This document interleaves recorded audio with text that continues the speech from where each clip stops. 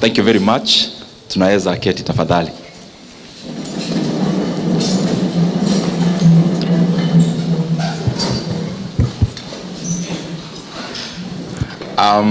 Our senior pastor, Reverend Kimathi, and all the other clergy who are here this morning for CBF. Our main guest, Dr. Wale, my brother, our MP for Nyeri Town, Mheshimiwa DMM, and of course Mrs. Maina, the organizers of this very well-organized event, led by my brother Ken Kiora, and all the other organizers who some I have met actually in my office earlier, and all the participants of this forum, this breakfast, and this two-day conference. Good morning. Habari yenu? Muriyega? Asante sana. I am very pleased to come here this morning, and especially as a businessman more than a politician,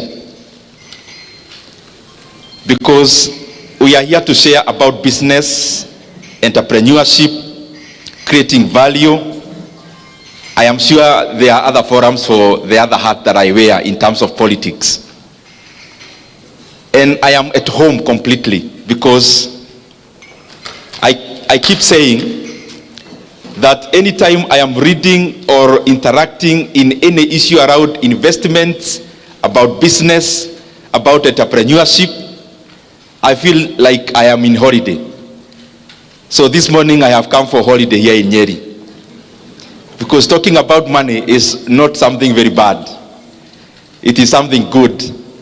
And I want to laud the church, CITAM, for giving us this opportunity as business people, because it is one of the avenues God can bless many of us as Christians. And you know, many of us from Mashinani who were brought up in the village, in a Spartan life, conservative life, I'm an Anglican. To some extent, we may think that talking about money is going off.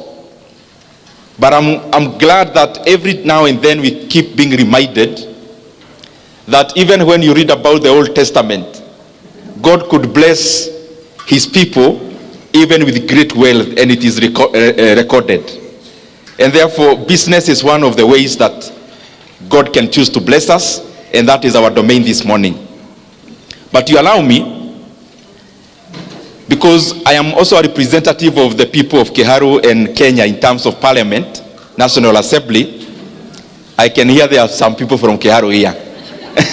Asante sana. It is important, I mentioned just in 2 minutes because it is important. In Kiharu, I am glad to be an MP there, and I'm sure, and I am glad even Honorable DMM has been there. Kiora has been there. And I talk about this because when any part of Kenya develops, then Kenya is developing. When any part of Kenya decelerates, then also Kenya is going backwards. So in Kiharu, through NGCDF of Kiharu, it's a very large constituency. Actually, in terms of land mass, it could be only second from Kieni.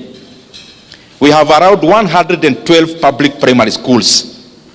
112 public primary schools. And I want to assure you, some of you who follow us on social media, the way they are, all our public primary schools, they are well done, well built, where we needed to build new structures. Where there are old structures, all our classrooms are tiled as a representation of all the other work done. When I say tiling, it's representing all the other overhaul of the work. Also, we have started like 7 new day schools from scratch. But lastly, the program that I'm very proud about is a program we run touching learners in day secondary schools, which we have around 65 including the ones we've started. And we have around 12,500 learners in those day schools in Kiharu. In Kiharu, what we've done is to do what is called backward aggregation.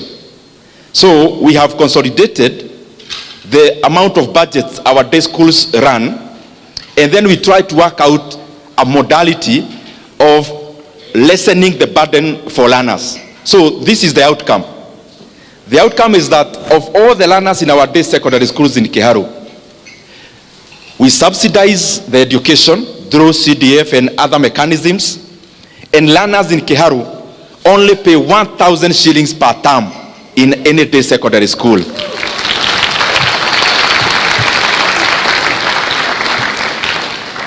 And where there is remedial teaching, because we would also encourage that, we don't actually permit in excess of 1,000 in the schools where there is remedial. And in that 1,000, learners eat in school from Monday up to Saturday.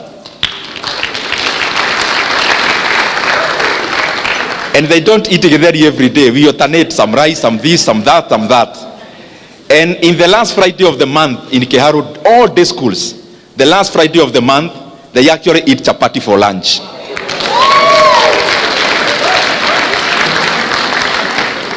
Including last Friday, which was the last Friday of the month. We do this because we know the primacy of education in shaping society from the household level going upwards. We have also invested over 20 million shillings in buying of revision books for those day schools. We are building laboratories. We are building halls in terms of deepening knowledge and education. I have mentioned that because it is important. It is important because this year alone, because we have 2 sub-counties in Kiharu, it's large. We have over 2,000 students who have come from other areas in Kenya to live with their relatives so that they school in our day schools. And I'm very proud about that. Because we don't ask for ID ya mzazi. Ati tuonyeshe mzazi ni wa hapa, anapiga kura hapa. Once you join our day secondary school, what you are looking for is knowledge. You'll become a voter later. Our business now is education, not about where the parent votes. Let me come back now to the meeting.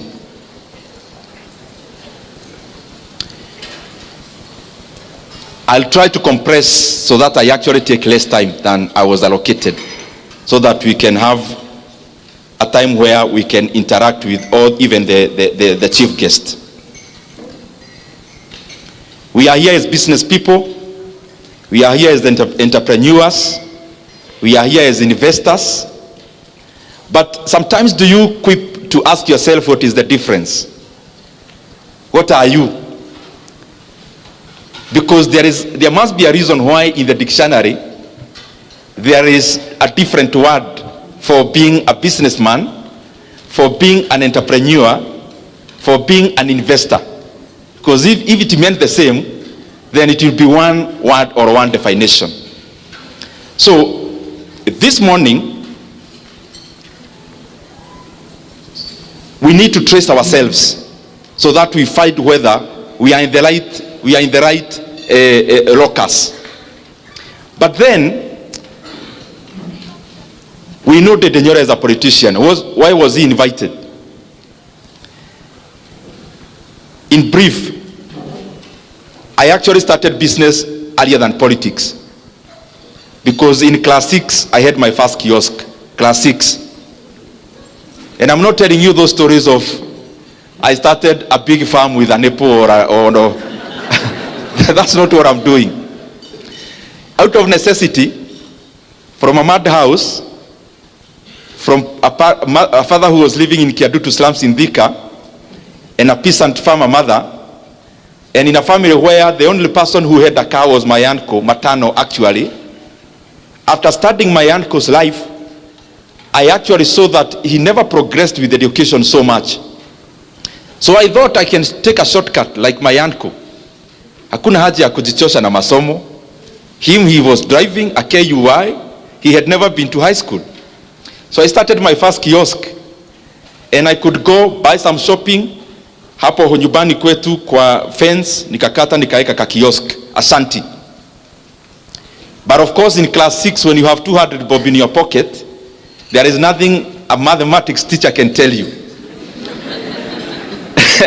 So because I could not listen very keenly, my education ikaanza kwenda chini, ama grades.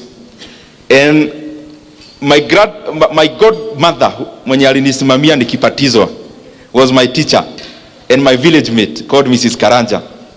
So at the time wakati my father came from Kiadutu, he used to come over weekends.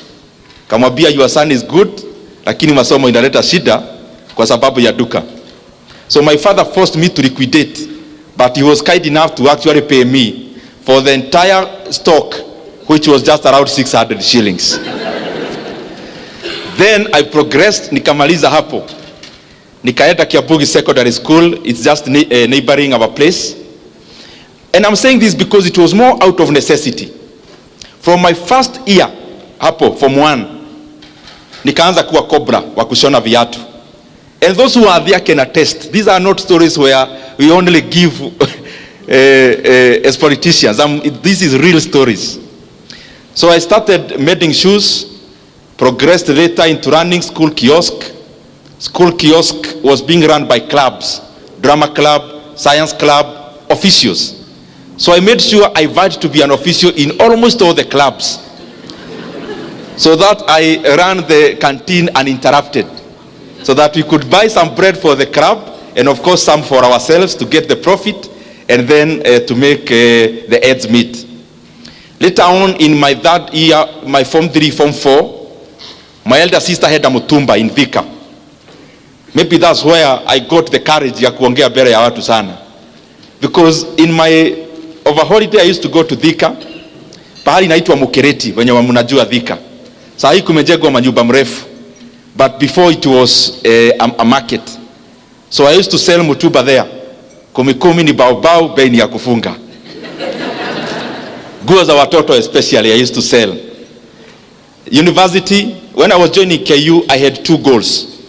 One was to deepen my leadership, but number two is to expand in terms of business. So when I joined KU, my first year, first help, I paid for my school fees for the whole year for KU. But the second semester help in the same first year, I, number one, started a kiosk. Those who are from KU, you know KM. I started a hotel there, and I called it Vatican Cave. But, and I remember one time, it was Valentine's Day, we had gone to buy sufurias with the person I had borrowed some money ya kuanza hiyo kahoteli. That guy is called Wamwere, now he's in the UK. And we had gone to buy sufurias in Gekoba for that hotel of mine. Then Wamwere told me I have a girlfriend, alikuwa nauza phone accessories along Rudhuri Avenue. Since gari za KU ziko tu hapo karibu, matatu, tukaenda tukisalimia girlfriend ya Wamwere. When we reached there carrying sufurias, the lady was looking at us like she does not even know us. Later on, Wamwere was dumped.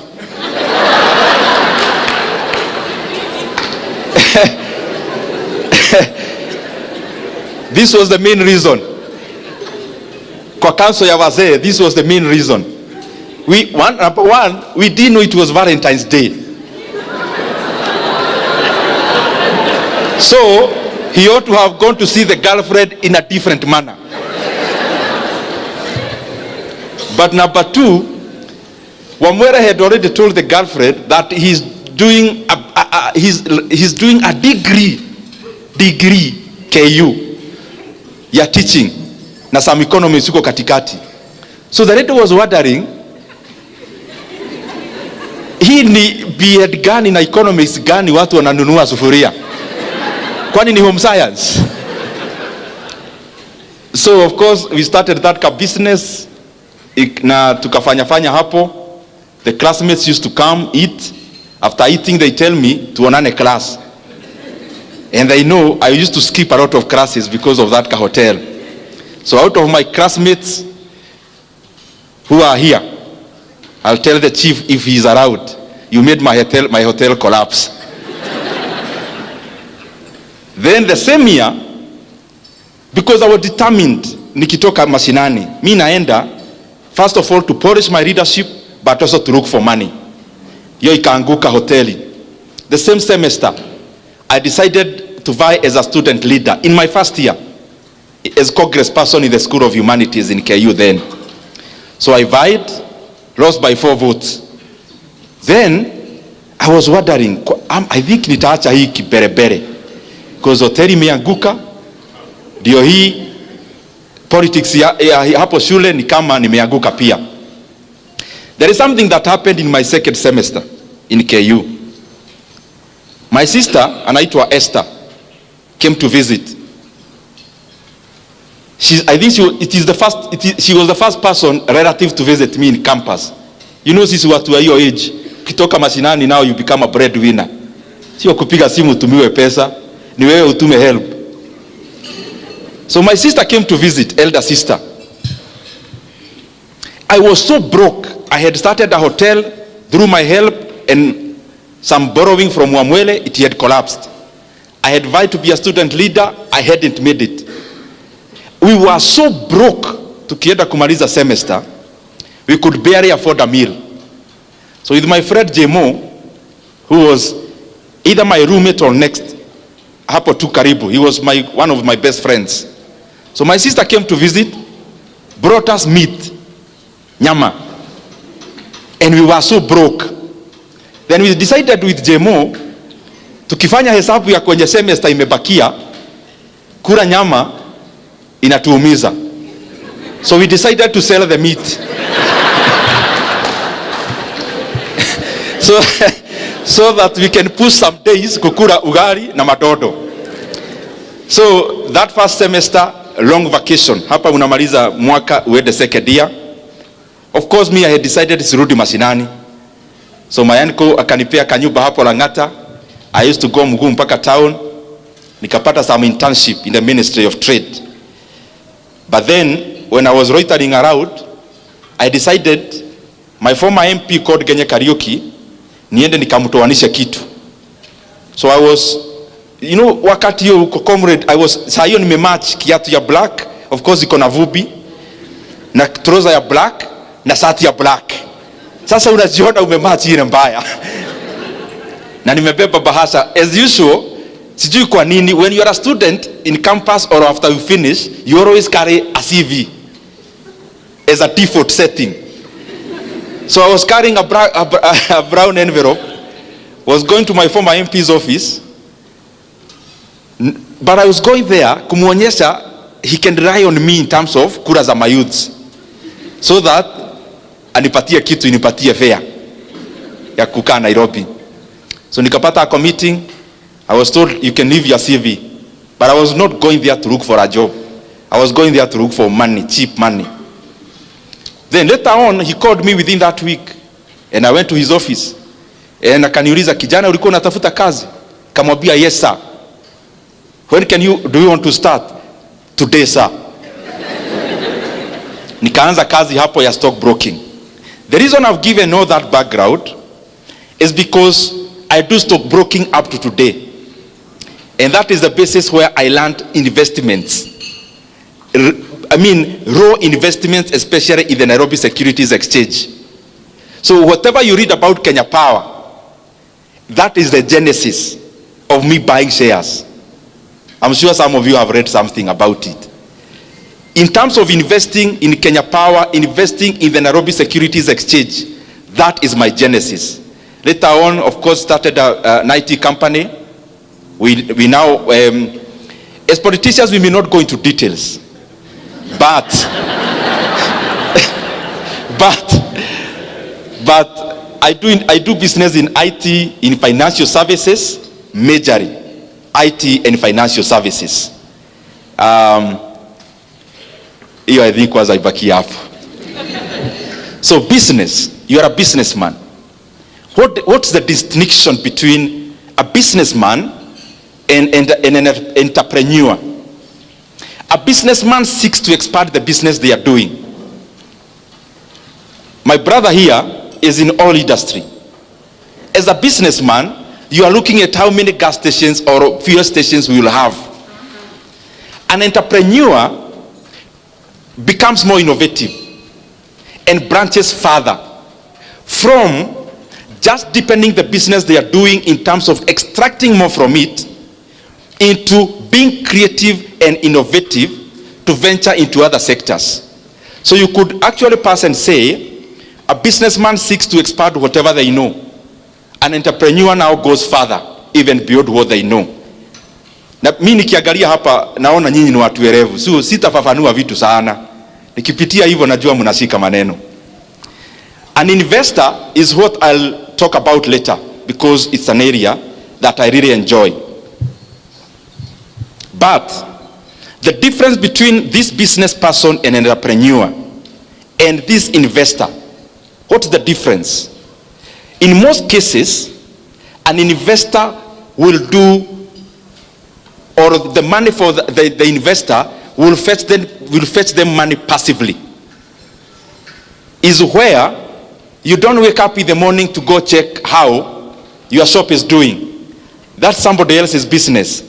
You've put in your money there, it's doing something for you. That is the bare, using superlatives, that is the top line definition. I want to talk about just a few basics because I've started many businesses also. Just some basics we may note here, and especially those who said they are huge business people. I saw your ads. You said you are doing very well in business, but for now it is in the mind. Just for now it is in the mind. One of the basic, I have seen it is important. As you start a business, you don't start a business because the other person started. You start a business because there is a gap. Gap may be in terms of demand. Gap may be in terms of geography. It could be the same product, it is somewhere else, but it's not yet in a geographical area that you are seeking to establish. That could also be a gap. Value creation. You can make money faster through creating value than through extraction. Many times you want to do business to extract money from people's pockets. And that is why you realize, and especially in a church setup, when you do business, you want people to sympathize with you because you go to the same church to buy you a product for that reason. That is not a reason enough. Just because I know you and you are my relative, you ought to create value. It is me who should be looking for your product. You shouldn't overconvince me simply by appealing to the soft side of how we know each other. That means there are some victims here. The other thing, bookkeeping. These things, they sound very banal. They sound easy. Bookkeeping. There is a story I keep giving all the time, and I'll give it. There is a time, me and my siblings, tukaenda nyumbani. Of course, we have a cow like all of you in Mashinani, or we had. So my mother anatembea Nairobi, siwezi lala hapa, nani atakamua ng'ombe? All the time anaumwa na mgongo, nini? Ng'ombe. So siku moja tukaenda, kamwambia madheka hapa chini, kuja na kalamu. Hebu tuone hii ukulima yako inakufikisha wapi? Unapeleka kwa daily how many liters? These liters. Okay. Ukiendea, unapeleka dairy, then unaendea chakula ya ng'ombe kwa dairy. Hata hiyo arrangement iko hapa Nyeri. So you are given the net after wametoa chakula. Hiyo net unalipa mfanyikazi mwenye alikusaidia siku 2-3. Na unalipa pahali umekoboa you have leased some land for Napier grass. After we did the math, we realized, I'm using that as a businessman. This is a businessman, a farmer, you can say now, in agro processing or something like that, to sound sophisticated. Now, After kufanya hesabu, we realized the M-Pesa we sent home to the mother, to my mother, we don't send her money. We said what? We said the cow. Only that we use her phone.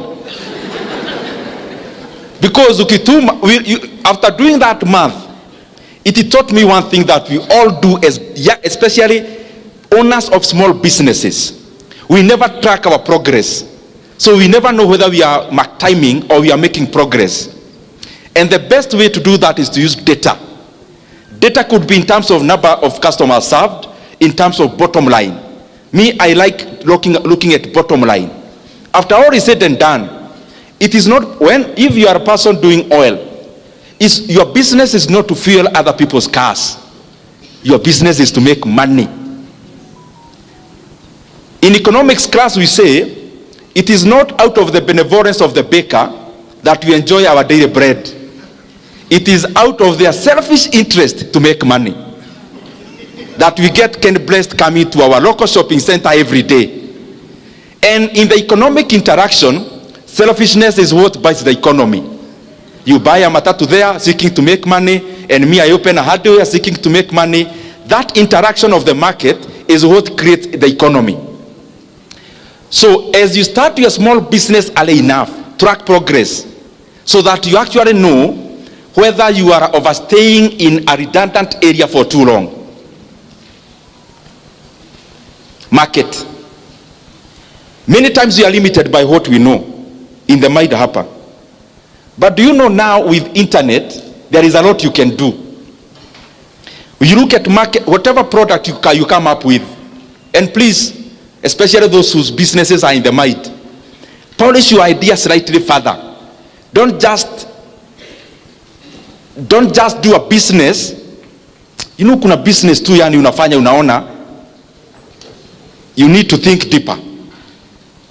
Especially those who have not yet risked or staked their money. Use more time to think than start. So that you first of all think about the market. The market may not be limited to where you already know and can see with your eyes. Study. I'm not saying you hire professionals to do that. Do basic, even with the internet. Those who are already doing business and you have some capital, focus on there is something I keep thinking about, and I also do. Look for businesses whose barrier of entry is high, almost blocked. The highest margins are in businesses that have got high barrier of entry. Barrier of entry may be in terms of knowledge. Barrier of entry may be in terms of capital. For example, if you had 2 billion shillings in Kenya now today, and you are talking about building a real estate in terms of flats, me, I wouldn't, because everyone can do that. For example, if you look at banking in Kenya, yes, the core capital was increased. It has been 1 billion shillings. But do you know there are so many Kenyans with that kind of money? That is already a niche where the barrier of entry is too high. So even if there are like 40 banks, they operate like oligopolies. And that is why you realize in Kenya, unless it is totally run down, few banks make losses. I'm just making that as a cursor.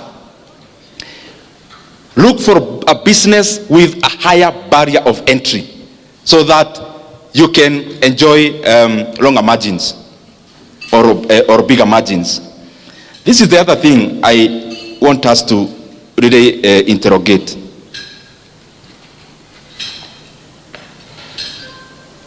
In my village, just like yours, my former teacher retires. The first thing they do is to buy a matatu. Or hapo kwa shopping center yetu anajenga hapo. Pesa ya retire. Karibu wote. What am I trying to say? Those businesses are good. They are good because they facilitate movement and they facilitate trading. But probably even my brother and sister in the same industry, there is much more they can do. around there. What am I trying to say? Kenya is also a plot country. Yani kama huna we measure your success by how many plots you have. Maybe we'll talk about that later. Nikienda kumaliza. By the way, I'm almost finishing. Now, allow me now these minutes, because I can see here, next time, this one here, this is the lead sponsor. We would want in the next few years to come, the owner of this lead sponsor will be from this hall.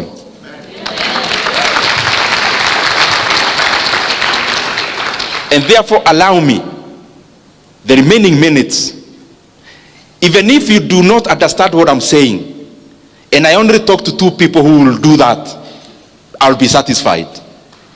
So if you do not understand the things I'll be saying, uniwie radhi.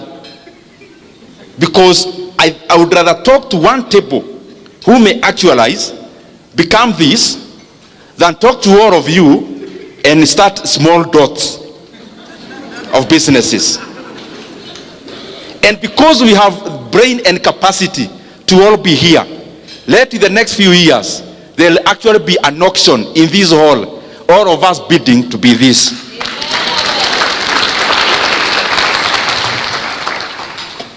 I'm talking about how we must fashion ourselves in this hall to move from being net worth of 500,000, net worth of a millionaire, and because all wealth is granted by God, that we also break that ceiling. Those figures we hear of billionaires, we also aim. And number 1, moving from that comfort, I'm trying that we move from that comfort of being a dealer for Oilibia or for Total, to being the Total yourself. That's what I'm trying to say. From being a dealer of Safaricom to being a competitor. That's the kind of thing I'm trying to talk about. Mumeanza kuenda chini mnauliza sasa huyu mtu ni vitu gani hizo? When you want to move to that level, you do not own 100% of your business. There is no billionaire in the entire world who owns 100% of the business they are associated with. None. Mark Zuckerberg, in terms of Facebook, in fact, let me just to be precise, Jeff Bezos owns 12.7% of Amazon. Elon Musk owns 13% of Tesla. Bernard Arnault, the one for Louis Vuitton Moet Hennessy, is the richest man in France actually. He owns 46% of LVMH. Warren Buffett, the renowned investor of Berkshire Hathaway, owns only 16% of Berkshire Hathaway. Larry Ellison, the one for Oracle, owns 35% of Oracle. Bill Gates, as I talk to you now, all of you know Microsoft is owned by Bill Gates. He owns less than 1% of Microsoft. Coming to Kenya, when you ask somebody who owns Cooperative Bank, they tell you Muriuki, the CEO. He is actually from here, Nyeri. He owns less than 5% of Cooperative Bank. But what is 5% of Cooperative Bank? A bank with a market cap of around 20 billion Kenya shillings. 5% means he is going to over 6 billion Kenya shillings. 5%. Now you with your 100% of your business, how much is it worth?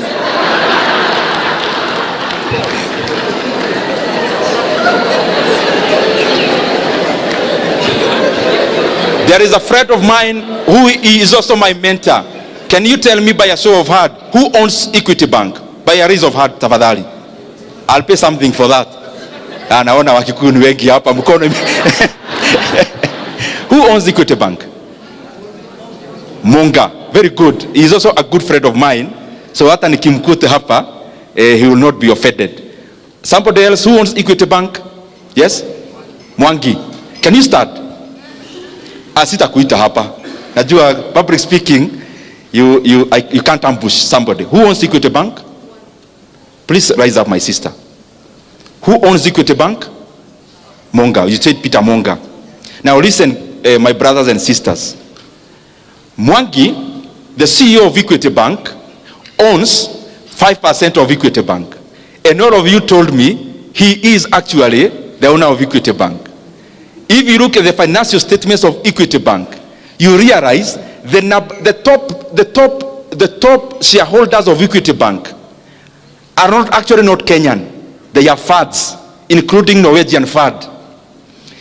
Do you know Peter Monga now owns less than 1% of Equity Bank? Now keep your 100% of your business. In business, and niliacha kuongea sasa mtu wa kuanza kiosk. Tumesema Mungu anatubariki to start chains. Is that so? Don't seek to own a fish pond. Seek to own just as rice of the ocean resources. Because the fish pond utaweka net, utasweep all your resources in there, and you have to give it months. Dive into the ocean. You have just given a slice, but that slice is worth much more than having many fish pods. And how do you do that? You have a business here. Mambo yote hata nimesema ya bookkeeping is combined. You have a business.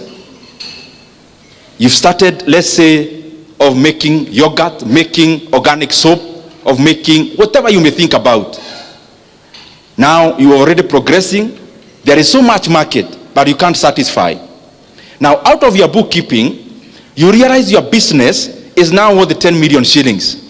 But do you know what? You are already feeling very wealthy. And you cannot release. Hii kitu nimeanza na jasho sana. Mimi siwezi leta mtu wa kunisubua. A different person, what do they do? You look for an investor and bring you 5 million shillings into that business. It's not going to your pocket. But you give them 10% of that business.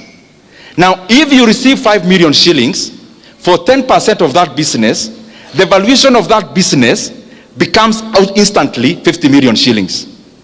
You use this money to expand other markets, to expand your operations, to buy more machinery.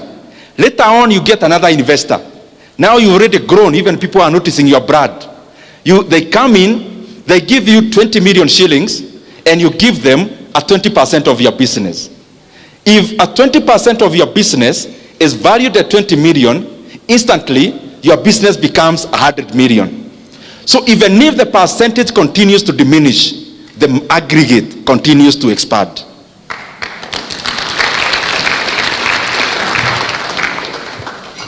Now, umepata kazi juzi, bank.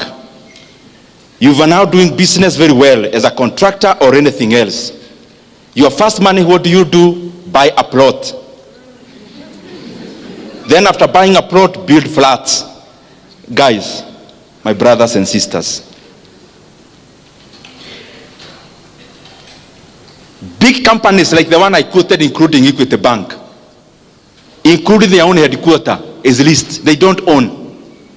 So you want to tell me, in your mind you have more CFAs, you have more actuaries, you have more financial advisors than Equity Bank.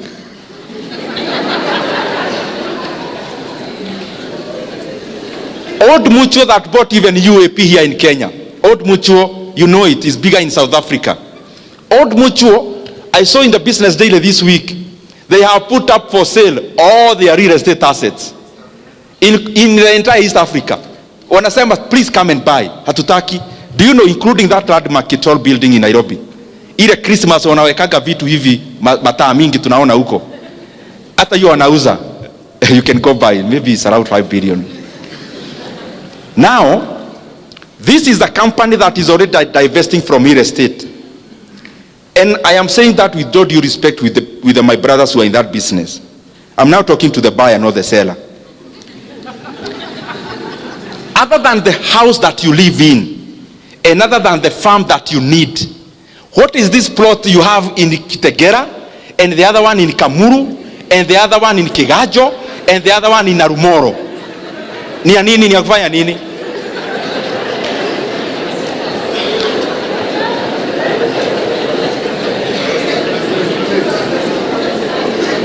I am not saying that I am an oracle, but I just want to tell you, mimi sina pahali nachukuaga rent. Because you realize this business of building things, building, you are actually doing it for the satisfaction of the people who live in, not for you to make money. Because the return on investment on a flat, the return on investment is less than 8%. People will keep saying, oh, 12 or 15%, toa yote, and you give it time. It will oscillate and still settle down below 8%. That is the math even Equity Bank does. Badala ya kuown building, ati tunasema Equity HQ at all building or the 5 billion, mwaki anaoda, 5 billion ata nikiled micro loans, they'll give me an ROE of double digit, maybe 15%. Why can't I lend you the 5 billion mukiwa wegi? By end of the year, munilipe interest, let's say 18% of 5 billion is how much? 900 million. Why can't I give you, munilipe 900 million per year, then nilipe rent 400 million, then 500 million in faida. Let me ask you, when you build a house anywhere, including anywhere in Nyeri, your utility as an investor of that house is only the money you get, because you have no utility of living there. So your math must be very direct. Musianza hizo vitu kuwa sensational, you know, owning a flat, nini. Let's be practical. You have 8 flats, manyumba mrefu hivi. Do you live there? So why did you build? To make money, is it? Is that the most optimal manner of putting your money? That should be your only consideration. Now, usileta emotions. Because if you live there, you can justify and say a utility of a house where you live cannot be justified by how much you are getting. You don't live there.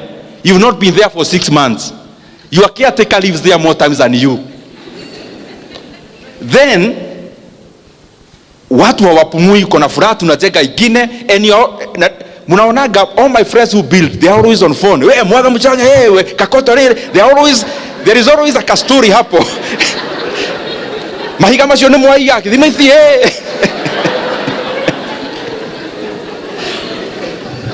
Even if you want to own that flat, why can't you invest where you are getting double digit? After getting that double digit, wait for your brother angangane na simiti kuibiwa, angangane na nini.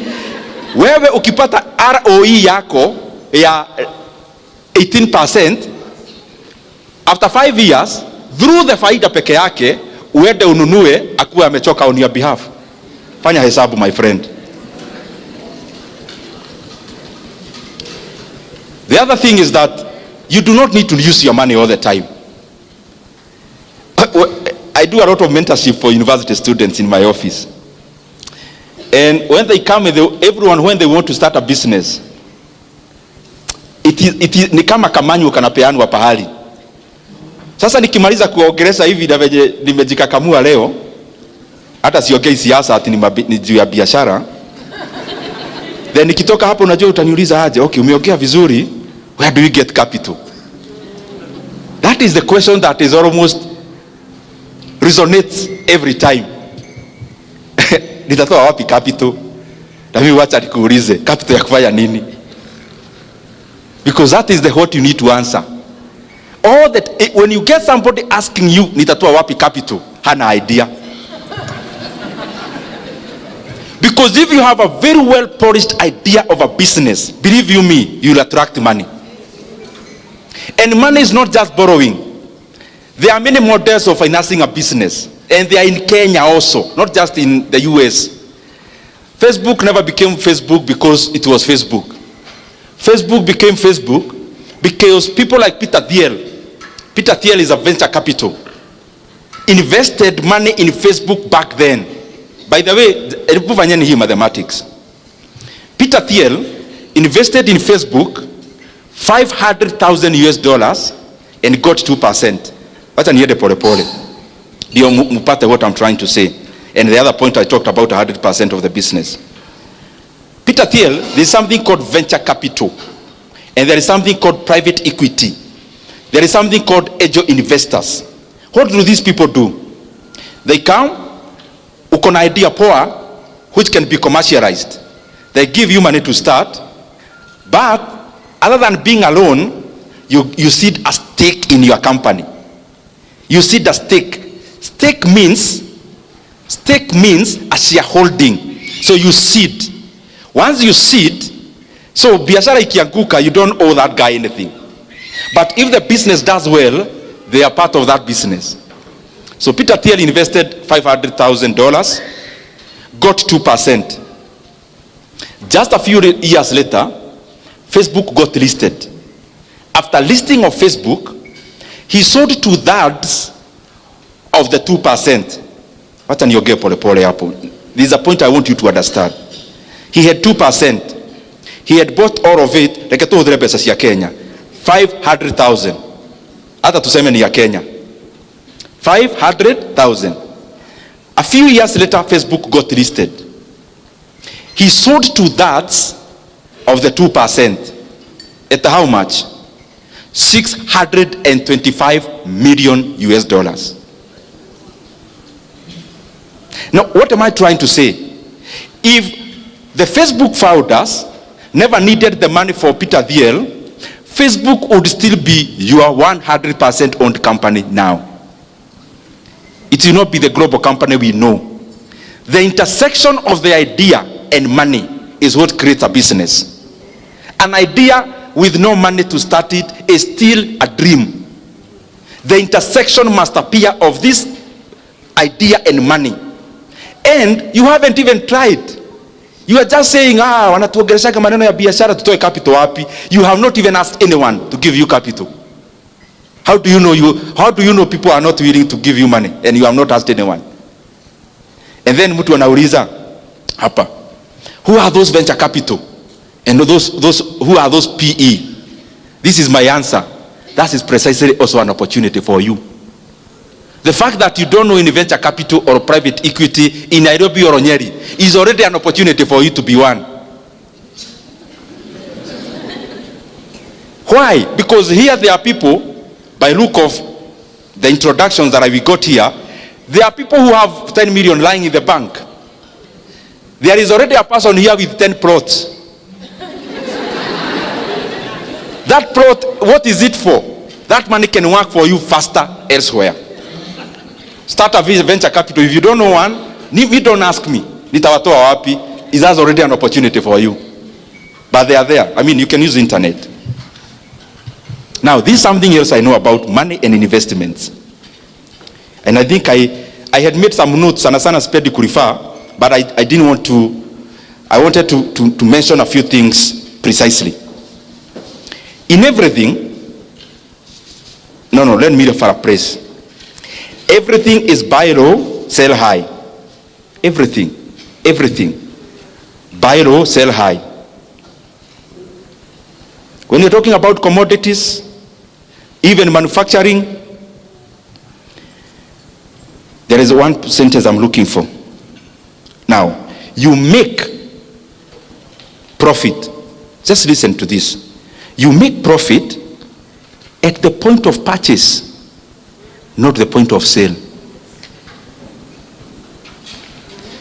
You do not make profit at the point of sale. Profit is made from the point of purchase. That sounds like investments, but it's also business. When you are a media house, what do you sell to us, especially at TV? You are selling something called eyeballs. People watching you. That is your product.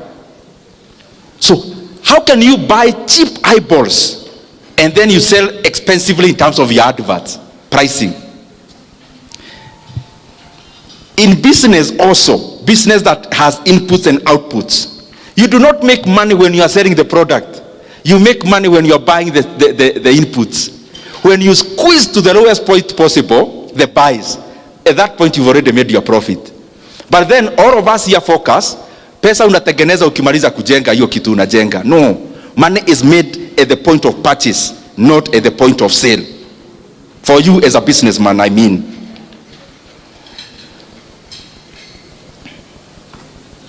Then, I hope by now we already know, kuweka pesa kwa bank, hizo vitu zote, they are not for people in this hall. By now we already know that. Kiura, if I found you with 5 million shillings in your bank account, I'll tell your wife.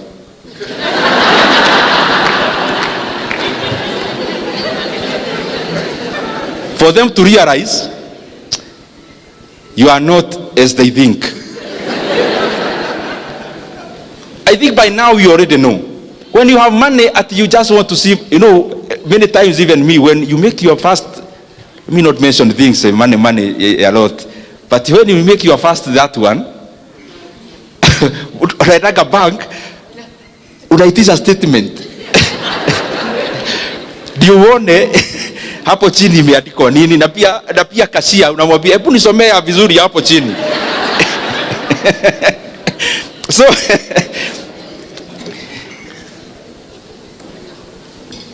I said narukaruka tu, nyinyi ni watu werevu mnashika maneno.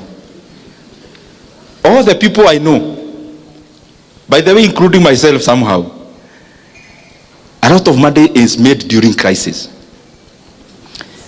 Warren Buffett, the one for Berkshire Hathaway, ni mzee, me I'm thinking as a businessman, you already know Warren Buffett. If you don't, itagogo baadaye. Warren Buffett saa zingine anakaanga na cash money, not for the reason that I gave for Kiura, but for this other point. Just waiting for the right time. Just waiting for the right time. So anakaanga na pesa. Like now if you Google Berkshire Hathaway holdings in cash, crazy amounts of money. Crazy. In hundreds of billions of dollars. What does he do? He has studied the markets. He has studied the economies very well. Like in the year 2002-08 financial crisis, his work was to deploy cash. Why are you deploying cash? There was a crisis, financial crisis in the entire world. So what was happening? Companies were collapsing. So Warren Buffett, he was happy. Companies were begging him to buy them at any price. So he bought up a company like Bank of America. They merged with another one which was called Merrill Lynch, became BOA Merrill Lynch, bought them for nothing. Another one. So, and he keeps saying, and this is a point you need also when you are investing, when everyone is very greedy, be fearful. And when everyone is very fearful, be greedy. Because we operate in herd mentality as human beings. For example, now, I'll mention something about the NSC, Nairobi Securities Exchange.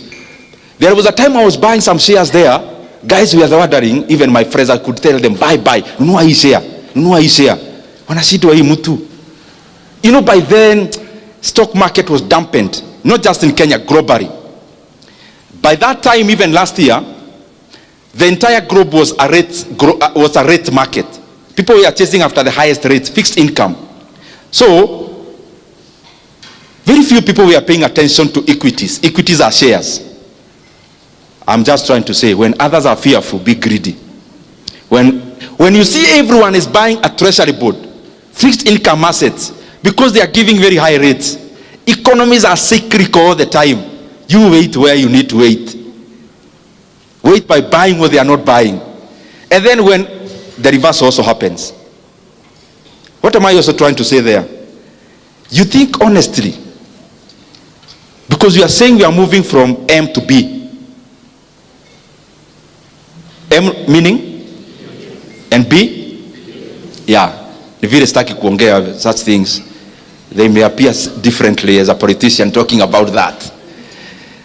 Now, you want to tell me you want to move from M to B and you can't do basic analysis about your own money. Study markets, study economies. Do you know the time you invest in your day-to-day business? You know, running a business is very tedious. You think about, I'm referring to my brother a lot because I was told what he does. Mafuta, ukienda short ya 3.4Billion ni hasara because that's all your profit. Every time you are repairing your mind to the extreme. You also need to Invest some time learning, studying threads about the economies, how do economies operate for the last 20 years, so that you have a view of how is it likely to operate for the next few years. And you can do that. You don't need professionals to do all those things. You study Kenyan market, you study South African market, you study American market. You can always predict the next time you are having a financial crisis. Even if you are not very precise, you will not be very far away. And those are opportunities to make money. That's what I'm trying to say. It's not for exam, it's for making money. When you have, now I'm talking about business people and entrepreneurs. As you continue growing, of course you must learn to use professionals. Umeanza biashara, uwezi ajiri hata accountant. HR kuajiri, HR is your wife and you are the CEO. There is always a premium they bring, and especially structuring your business to be a corporate. Stop running a business. Start running a corporation. A corporation where, even if I needed to invest in your business, there is something I can fall back to as data. But you also need to be very obsessed with success. If those of you who like reading, I would challenge you, look for the autobiography of Elon Musk, the one written by Isaacson. I think he's called Isaacson. Those who can read. And you realize, my friends, those people, like now he's worth for over 400 billion US dollars. 400 billion US dollars. US dollars. US dollars, 400 over. US? When you read that book, then you start realizing, hakuna vitu ati utaokota tu kwa jia. You have to have an obsession to succeed. Not just at the feeling, some obsession, so that unasikilia, and especially when you have you had already done your basic analysis and you know what you are doing is right, you have to have some obsession. And I've seen it across people. You read about the founders of Apple, Elon Musk, all those guys I'm mentioning, you realize you need to be obsessed to succeed. Decision making. There is something I want you to always have in mind. And especially I have seen it rife in investments. I've been in stockbroking since, for example, my first year in KU. So I've seen cycles of downs and ups. And I have seen in life, just as in business, just as in entrepreneurship, here you are all employers. Me, I'm not talking to you as employees anymore. Because you already decided, those who are in jobs, you are resigning soon. I think you agreed that a long time ago. Otherwise, you're in the wrong forum.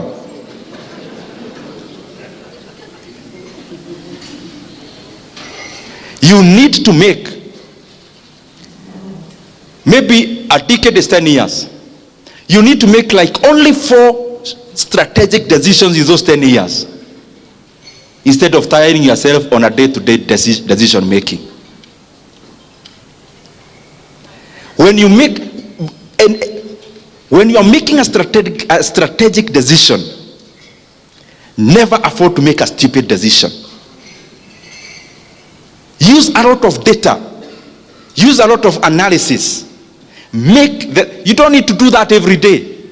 For example, in 10 years, you make 4 strategic decisions, you are good to go. But we tie ourselves and our mind making micro decisions that we have no time to think about making strategic big decisions. And those big decisions are what matters. Investors like the ones I mentioned, including Kenya, the decision, for example, Equity did in 2007. A company called Herio's Capital came, a private equity fund. They got 24.5% of Equity Bank. That strategic decision they made was more important than how the branch operates every day. Strategic decisions. A strategic decision of KCB Bank to go to DRC and buy a bank there instead of starting one from scratch. That needed a lot of decision making that is weighty, deep. That strategic decision making is more important than every day-to-day running of KCB Bank. The strategic decision, let's say, of Brookside selling a stake to Danone, a French company, that decision making maybe is more important than the amount of milk they were processing every day, that time. You need to make strategic decisions, but not in haste. Because once you make the right one correctly, then you can reap from it for a very long time. And of course, learn as much as possible. Very lastly, those who, I was at some point, someplace 2 days ago, and I made a confession which I want to make also now. Despite all the things I have said here, I have already told you, as a businessman, I mean, let's not cheat ourselves that we are here to do this, to create value. You are here to make money. So I'm talking in that length.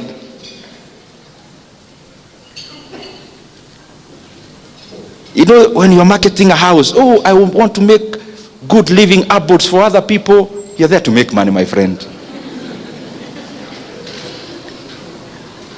Out of that, me personally, I have made much more money passively than I have made money actively.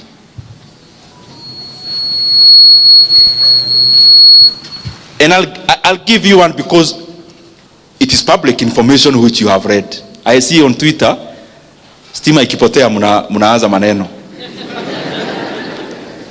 Me, I have never even been to Kenya Power offices because I'm just a passive investor. Passive. I have never been there for the last I don't know how long.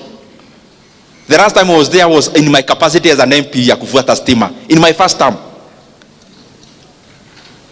But this year, last year, the share of Kenya Power, you can go at your own time, was trading. Last year, a time like today, was below 2 shillings.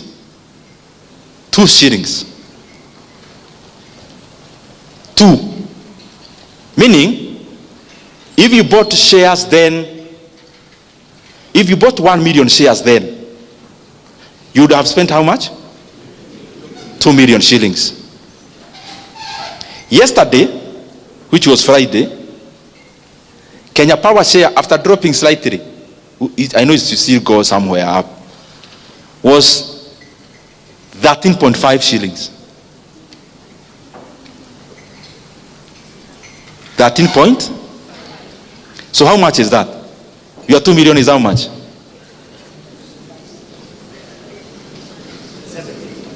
37. No, you are 2 million shares.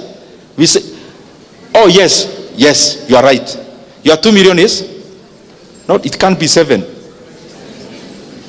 Fanya hesabu, 2 million shares would have bought you 1 million. 2 million shillings would have bought you 1 million shares. 13.5. You know najua nikisema hii mnafikiria ni pahali it's real. Si vitu tunasomanga kama hizo nimewabia za Warren Buffett. This is real. Kenya shares 3 months ago. Let me even use December. Kenya shares in December was 1.06. Yesterday, let me say the high. Average for last week. Not too much. 3.5 shillings. I want you to do the percentage.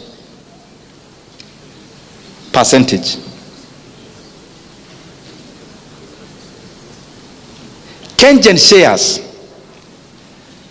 a year ago, a time like this, it was cheaper to buy 1 Kenyan share than it was to buy Peremende. It was maybe 3 point something shillings. As of yesterday, 9.7. It doesn't happen all the time. I'm not telling you at the Monday you go buy those shares. No. I am saying this. Some time back, I sat down, downloaded the financial accounts of Kenya Power, read, and I realized, ni mimi tunajua hii mambo ama ni nini? Because I saw a gold mine. I am going back to what I told you. You will never move from M to B at the evil. You have to also spend some time. I mean, if, for example, working for a whole year, for a whole month, in that institution, you earn 100,000 or 50,000 per month. If you earn 50,000 to work for a whole month, then it means to move from that M to B. It also calls you to also engage your mind into running and data analysis. It's not so complex anyway. So I started and I saw a company had over 150 billion in sales. That is revenue. Assets were like 320 billion that time. The valuation of that company was just 3 billion in the market. Then I decided I am not consulting anyone. I am buying vile tunasemanga hapa kwetu takeri. Yeah. Yani hutaki kufikiria, mimi hapa nimeona iko kitu na sitaki kujua, mimi nanunua. Last year, I scrutinized Kenya books. I realized the company is valued, by that time, was valued by the market at only at 6 billion shillings. The entire company. Because when you're buying shares, me, I don't advocate for trading. I advocate for investing. Invest like you're investing in a company, not trading shares, no. So I see a company worth 6 billion, but they had declared profit that year of 5 billion net profit. Can you just imagine? Ile story tulikuwa tunasema ya Proti. Proti will take you 10 years to recover your money. That's what they say, 10 to 15. Now here there is a company which was worth 6 billion, but net profit for 1 year was 5 billion. Then I scrutinized further. I saw their cash and cash equivalent. These things are online. You can actually check. And that you don't need to be an accountant. I'm not one. I read and saw their cash and cash equivalent by then was 35 billion shillings. Do you know what that means? And then I read further, they have no loan. Hi. Then it meant to me, I can buy this company at 6 billion. If it becomes mine, the cash and cash equivalent alone, I get the 6 billion and pay the people who gave me. The whole money, the 30 billion remains free money. Anniversary Towers, which is owned by them, becomes my building. Maybe I'll have the top 3 floors as my office. Reinsurance Plaza becomes my building. And then I started, they are in 83 markets. I never needed anyone to tell me anything. I saw an opportunity there. So what am I trying to tell you? There are many opportunities you can make money passively. They don't happen all the time. That's why I talked about study how the markets move, how the economies move, so that you know when to jump. For example, in Kenya, we have had a bullish market. Shares in Aeda Jew. But they don't go up like this. They go EV. So it's your work now. Go check the companies of your interest. Study. You'll see a lot of opportunities. Let me use 2 brands you know. KCB Bank, for example. KCB Bank is valued by the market at around 170 billion shillings. The valuation of the entire KCB. Last year, they made a profit of 60 billion. So if you bought KCB at your bank, it will take you 2.5 years to recover all your money using only net profits. Equity Bank, for example, also. Equity Bank is valued by the market at around 211 billion shillings. But their first half year up to 30th June, was 31 billion shillings. So they will likely make 62 billion 1 year profit. So it will take you, if you bought the entire company, less than 4 years. Proti Narumoro, Proti Kamuru, Proti wapi, hiyo Proti alafu unapigiwa simu, muduraita maiga haha. I mean, then you have a home in hapa Nyeri, another one in Nairobi. Now, because you have money, you also want a home in Mombasa to be sleeping there over Christmas. And then the entire year you have a caretaker maintaining that plot for you. Thank you very much. May God bless you. Nimemaliza.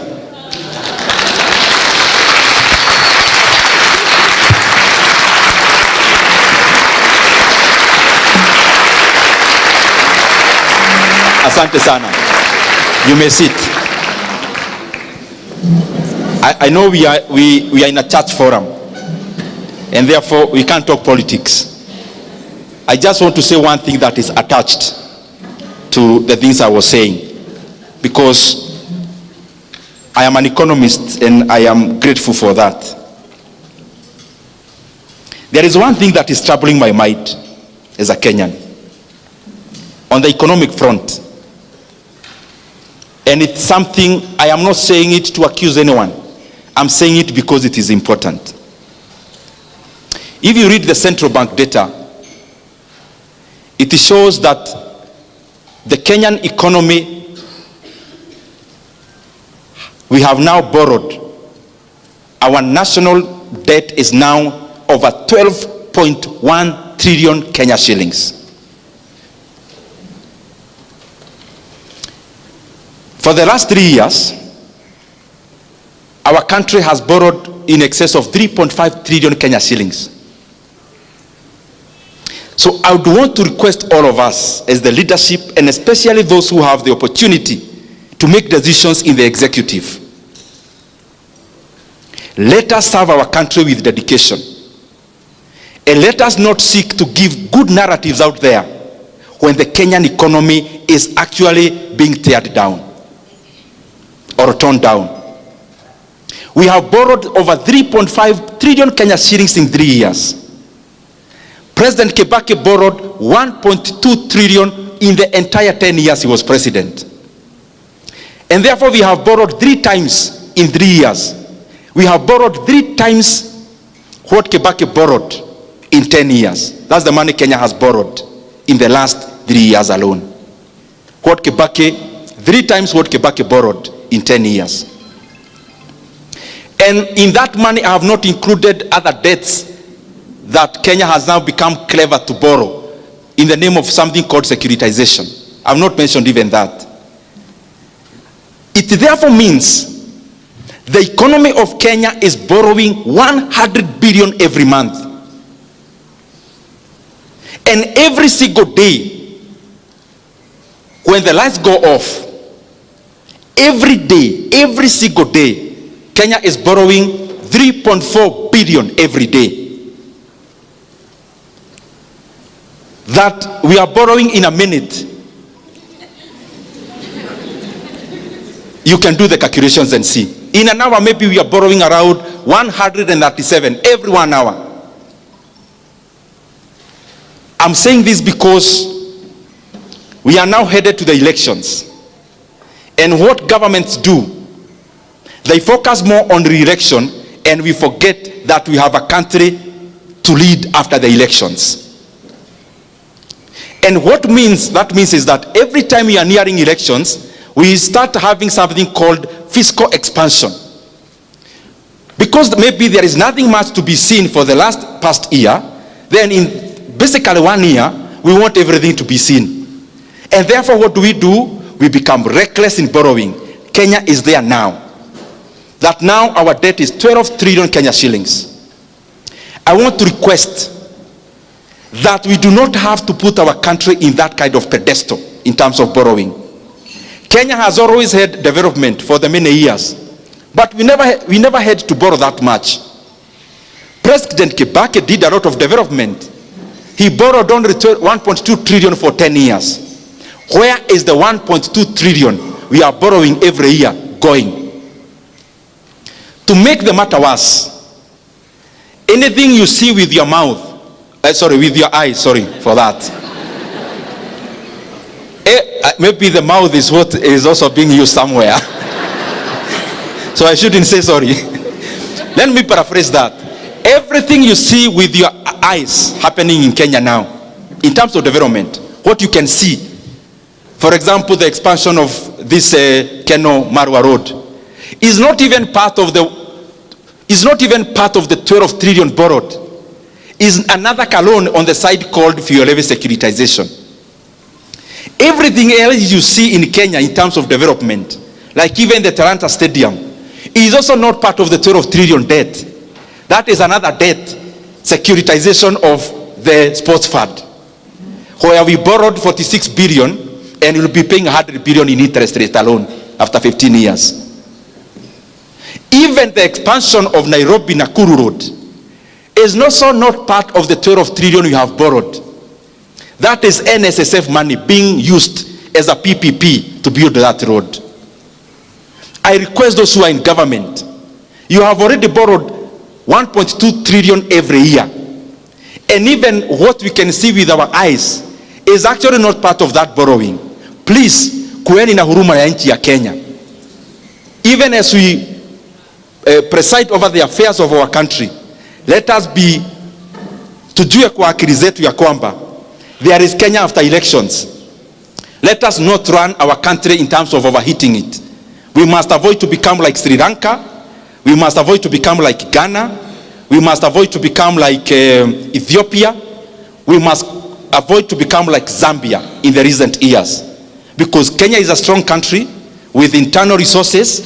This issue of profligate borrowing must come to an end if we really care about this country. Asanteni sana, Mungu awabariki.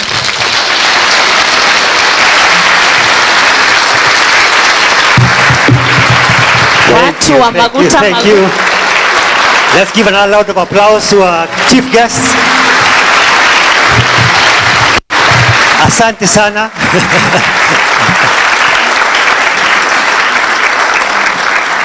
I'll kindly request Bwana Mheshimiwa to come back. Ndindi Nyoro, come back on stage here. I would like to present you something. And you'll also let me put your heart to rest to tell you that I'm one of those people who stopped that oil business. I'm no longer peddling that one. I did my mathematics and it came not equal to. Nikaachana nayo. But thank you for your support, Mheshimiwa. Let me invite Carol to come and present, to come with a gift, and then I'll call on Reverend Jacob and Kira. Please come.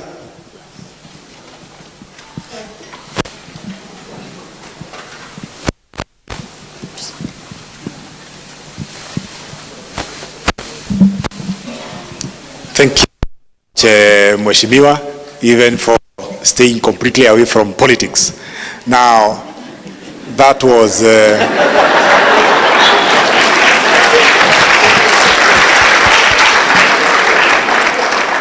in CITAM we don't do politics in church. We allow people to form their opinions, and thank you for highly respecting that. Kumbe ulikuwa utufunze na ututukane. You know, sometimes when you are told the truth, it ouches you, and there is that ouching moment. Thank you so much. That was mind-opening, and that was great. They should have come up with a bigger word than great, but because they didn't, let me just say that was not great, it was greater than great. Thank you so much, even for choosing to share your wisdom with us. And I would want to welcome Reverend Dr. Kimathi to gift you a small gift. You know, in Africa we say all gifts are small. That's a brown kiondo. It's not a brown envelope. And thank you so much for honoring our invitation. I am sure you will be back soon. Would you want us to invite him again?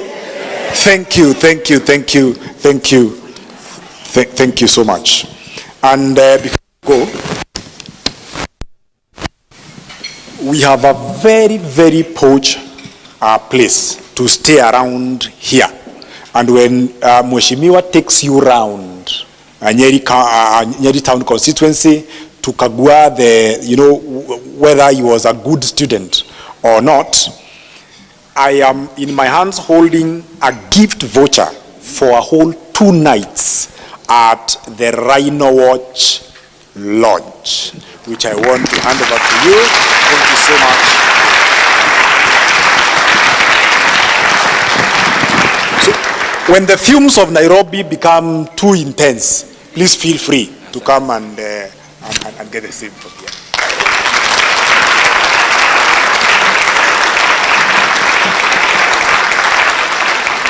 Thank you, Kira. Thank you so much.